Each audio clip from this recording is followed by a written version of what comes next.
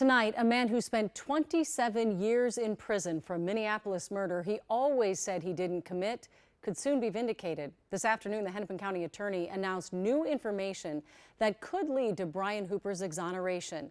A key witness in his original trial admitted to committing the crime herself.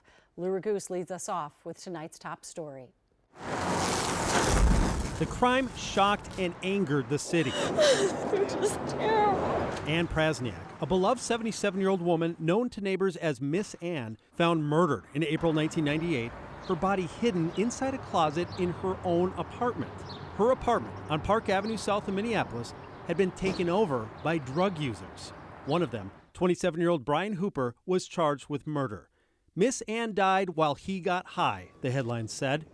After a jury convicted Hooper, shocked at this verdict. His attorney still insisted the narrative was wrong. The evidence at trial conclusively established that it was not my client that committed this awful crime, but it was the person that testified against him. 27 years later, attorney Jeff Dean was there as Hennepin County attorney Mary Moriarty said he was right. On July 29th, we learned that the state's star trial witness had come forward on her own to not only recant her testimony against Mr. Hooper, but to confess that she was responsible for killing Ms. Prasniak and concealing her body. According to court documents, Shalaka Lewis Young wrote this confession letter from a Georgia prison asking for forgiveness, then confessed 4 additional times, including to a Minneapolis police detective, giving new corroborating details, including how she used a picture frame seen in this crime scene photo to move Miss Ann's body.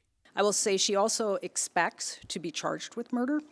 She knows exactly what she's getting into here, so she certainly has a lot to lose. Hooper's family waited 27 years for this day.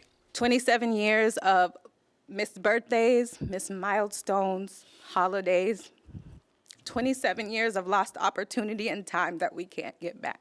My father, Brian Hooper Sr., is an innocent man, and he's always been an innocent man. Now, Hooper right now is still in prison in Stillwater. A judge will have to schedule a hearing and agree to vacate the conviction before he can be released. I asked Moriarty if she will file charges against Shalaka Lewis Young. She says that is one of the questions that she will sort through after Hooper is released. One more thing to mention, they have not been able to find any surviving relatives of Miss Ann, so far none of them have been notified or known to exist. It's a whole lifetime that he spent behind bars. It's sickening. Why did she all of a sudden decide to come forward?